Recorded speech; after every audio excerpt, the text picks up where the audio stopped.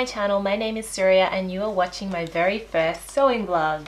Yay! I just wanted to take you guys through how I made this lovely top. It is a McCalls pattern. It is the McCalls M7607 and I made it in option A. I made the sample first out of a $5 cotton fabric that I picked up at Lincraft, and because it was really thin I did experiment with doing a double layer because, you know, sometimes when you make samples you want to wear them out, I guess, if you're not making them out of calico, and then it turns out okay, then you can still wear them.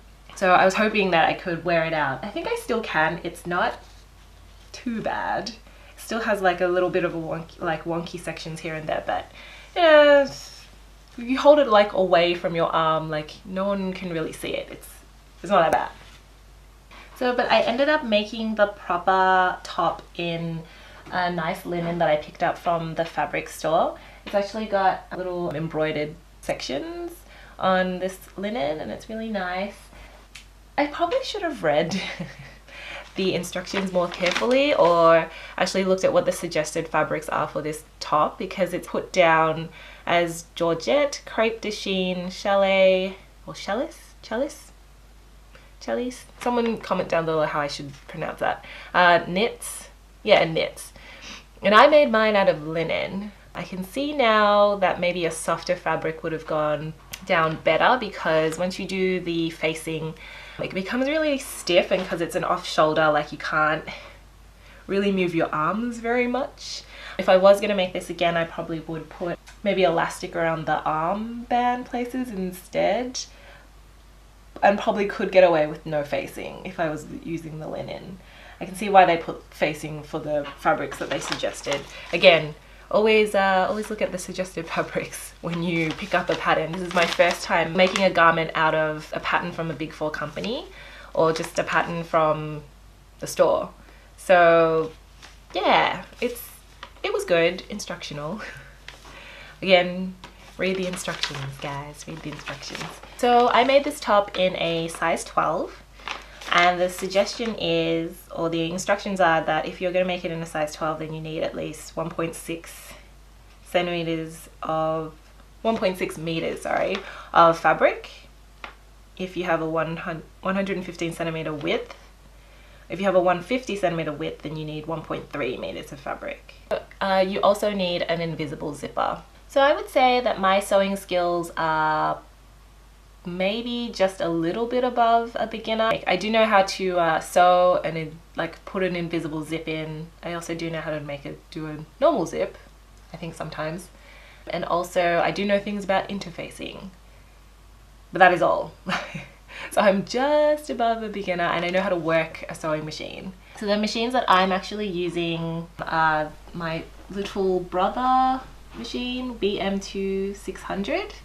It can make buttonholes, but it's not automatic, so I have to use like certain settings, and then just like, you know, setting 1, zigzag up and down, then setting 2, go across, then go back to setting 1, down again. So that's really annoying. I do maybe one day want to upgrade to a machine that can do buttonholes automatically. That would be really nice, because every time I do buttonholes in this machine, I destroy them. So maybe I should try to do it by hand, or if you see any of my future makes, they'll probably all just be button loops, because I will mangle every buttonhole with this machine. The other machine that I use is the Singer Overlocker. So this one is a Singer Ultralock. It's a model 14SH654, I think. Yeah, it's a really nice machine. It's very quick. It just overlocks everything. It's just like brr. So for this top, the pattern pieces that they have to make this top are front, back, sleeve, sleeve facing, cuff, front facing, back facings, and ties. So front cut 2. I don't understand why they asked to cut 2 on this, because then you have a line running through the middle, which I didn't really like, so I just ended up cutting on the fold instead, and that turned out fine.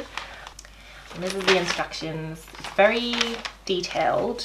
I wouldn't say it's as detailed as some of the instructions that I've read on some of the indie patterns that I've slowly been researching, but you know, it's good-ish.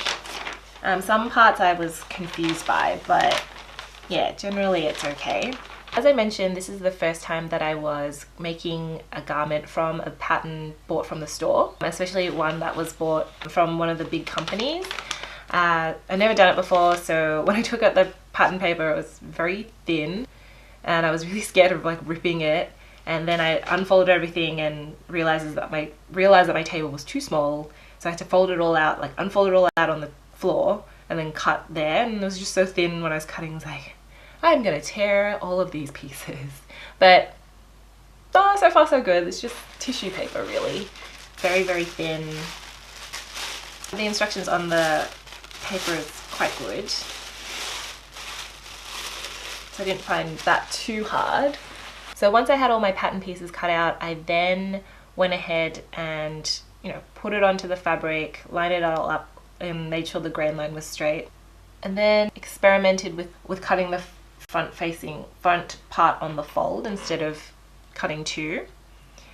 Once you've cut all your pieces out, and after I actually fused all my pieces with a lightweight iron-on fusing, I overlocked everything, and then I started to install the zipper into the center back. So I was there tacking it in to the center back. I was like, this isn't so bad. And you know, you measure out from the top of your piece. They want you to measure out and go down 0.6 millimeters down from the top, and then tack in your zip there so that you have a nice fold when you fold it back later on. So I did that, and then I tacked it all in, and then I realized that I tacked it in wrong, and then I unpicked it again, then tacked it all in again. And I was like, right, so now it's ready to sew. So I get to my machine, turn it on, and then I realized that I don't have an invisible zipper foot. So I was like, oh, well, I'll just abandon this project now. So I went online to order an invisible zipper foot because I haven't seen any of them being sold in the stores, like Spotlight, Lincraft. I know there's one on Lincraft online, but for some reason I didn't buy it from them. I just went on eBay and bought one, and it still hasn't come in the mail, and it's been like 3 weeks now. I think it's lost, so I have to like order one again. So I pretty much abandoned the project for a week because I couldn't figure out how to put in an invisible zip without an invisible zipper foot. And then throughout the week I ended up researching how to do that, and I'll leave a link below to a video that I found which was really helpful on how to just install the zip, an invisible zip with a normal zipper foot. And it really wasn't so bad. Like, you just have to pull apart the teeth and sort of go real close and like get real close into the part where the teeth is, and there's like tape down there, and just like sew it in. So when I did this sample though, because I was gathering they asked you to gather the front and back, and I was like experimenting with that with a longer stitch length. Rookie mistake, I left the longer stitch length on when I was sewing in the zip. So then it's just like the zip is pretty much just like pulling itself apart slowly. So I don't really know how long I can wear this for. I might, if my invisible zipper foot ever comes in the mail, I might go over it with a normal stitch again. But you can see the stitches are very wide and kind of pulling a little at the sides. So that's kind of bad, but you know, it turned out relatively okay, sort of. I still managed to get it in, so did that.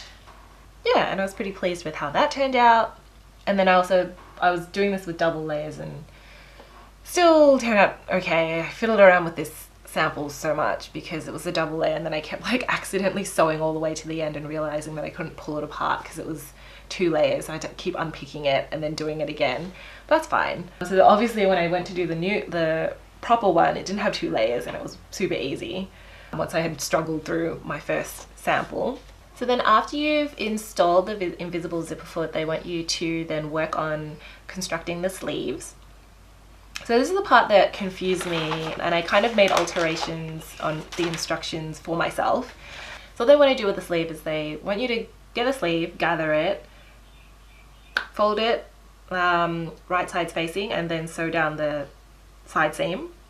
Then get your facing, stick it on, sew it around, and then do the cuffs as well. And I found that to be I mean, it's doable, but I, being slightly uncoordinated when it comes to sewing, don't really like to have such a restricted area when sewing things together. So if you've already sewn it together and then you're using such a small circular area to shove in facing and everything, it just becomes really hard for me. So it's hard to like push it into the machine and just get it all nice and even. So instead I just left it flat, got my facing, gathered it, put my facing on, sewed that, got my cuffs, put that on, then folded it right sides facing, then sewed the side seam. So that seemed to work for me and that turned out fine.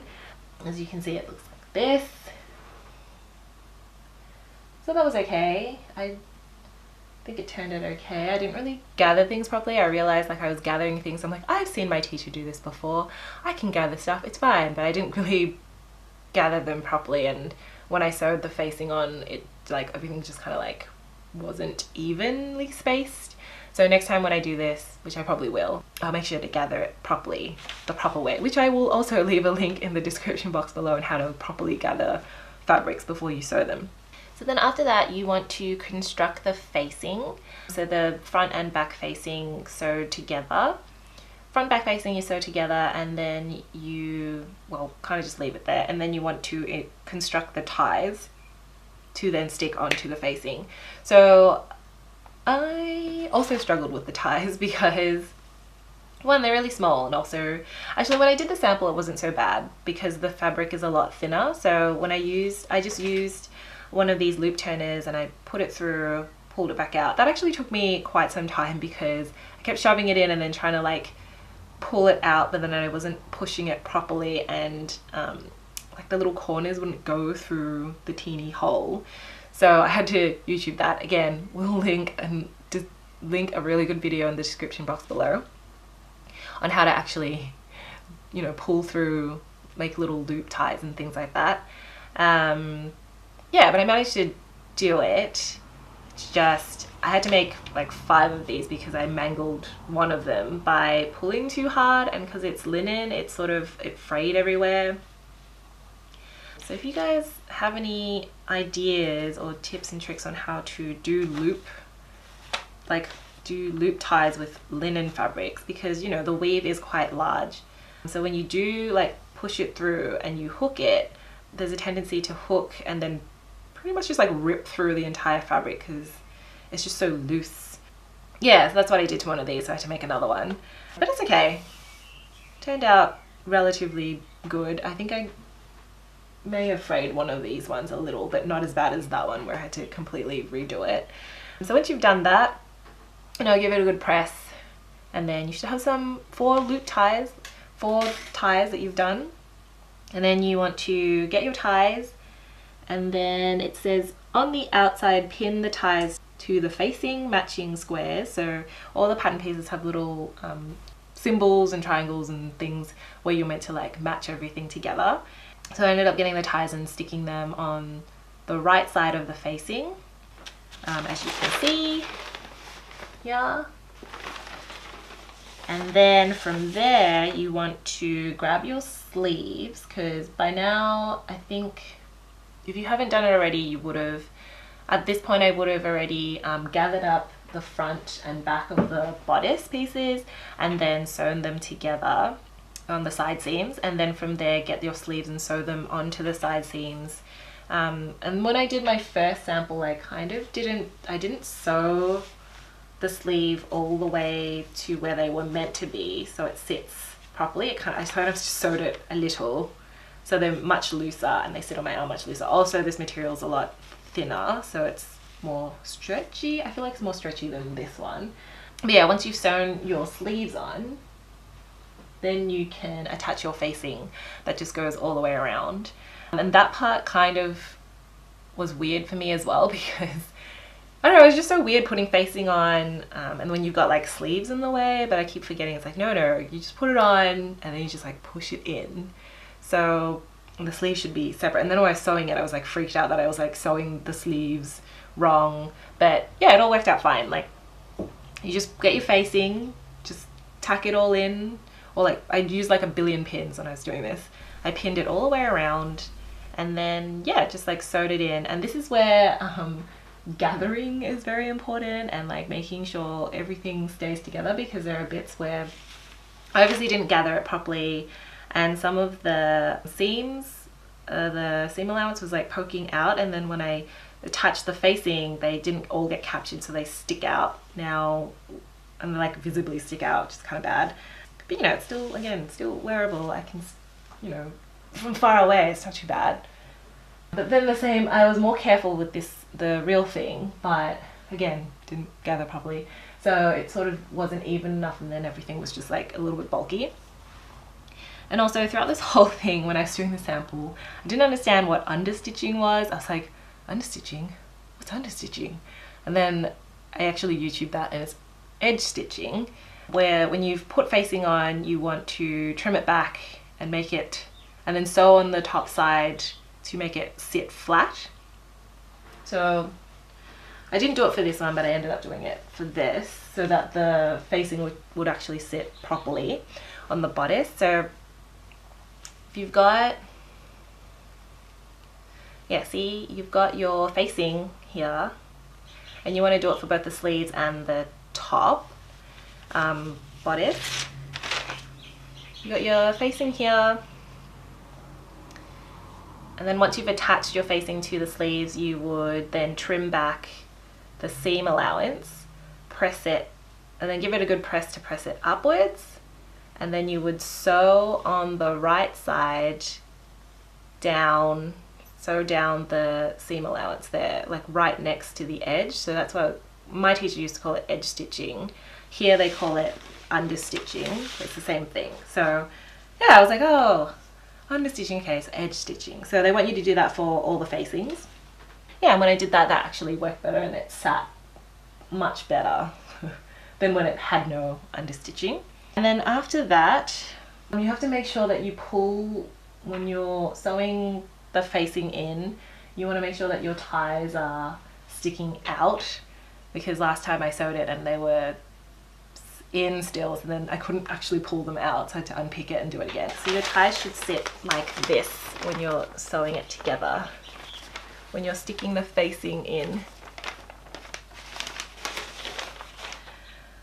And then the only difference that I made with this top compared to the sample, and it's always good to do a sample first before you make the real thing, because you know, then you can fix all the mistakes and things. When I did this, the top, like the ties were actually sitting very far apart originally, and I had to move it in 9 centimeters inwards so it could sit properly and actually hold up the top part, because prior to that it was just like just sagging and didn't hold up at all.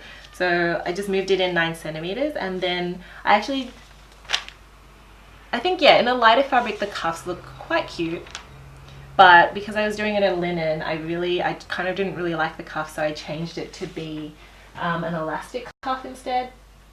And I think the elastic cuff makes it look a bit cuter, because it's a bit more bouncy and voluminous, I think. Yeah, so I actually YouTube how to do a elastic casing, which I had done before but I couldn't remember, so yeah, I just googled that and it was like really easy. So I think maybe if I make this top again in a linen, I will do an elastic casing for the sleeve as well, just because it is very stiff, and like I mentioned, it's really hard to move your arms around. I pretty much, when I wear this top, just stand there like, hello. Yes, so that is the top. I'm actually pretty pleased with how it turned out, except for the gathering part.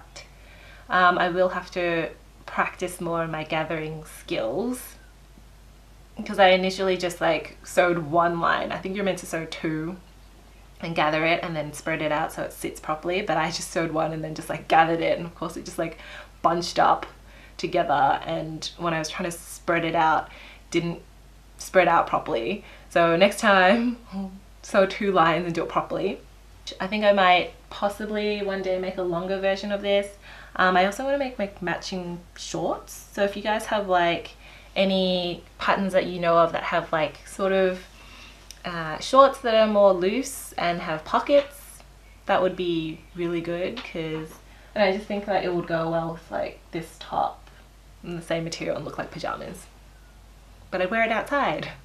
So as I mentioned, this is the first time that I have followed a pattern from the stores. So, you know, a pattern made by a big company. I initially was taking lessons for a whole year, I think. Yeah, I was taking lessons in sewing and drafting for a year with my teacher, and then I just recently decided to stop because I felt like having a teacher was really good, but it sort of makes you a little bit complacent. I felt like I was relying a lot on her. Like if I came across a problem, I would just be like, oh, it's okay, my teacher knows what to do, I'll just save it and ask her, instead of like going about learning it myself, which is how I really learn, I think, by doing things myself.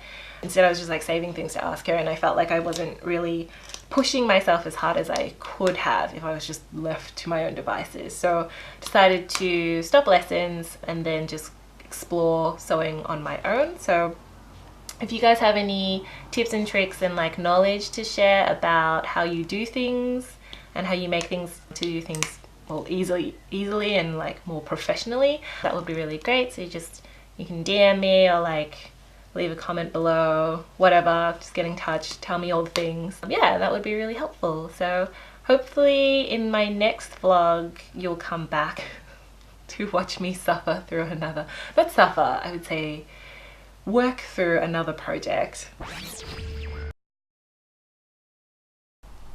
Hey guys, sorry, my camera, the battery ran out on my camera just before, and this is another day. I just wanted to do a quick outro, so thank you so much for watching. If you managed to stick this far through the vlog, again, please come back. Be friends with me and subscribe and stuff, and then I'll show you all the other random stuff that I make.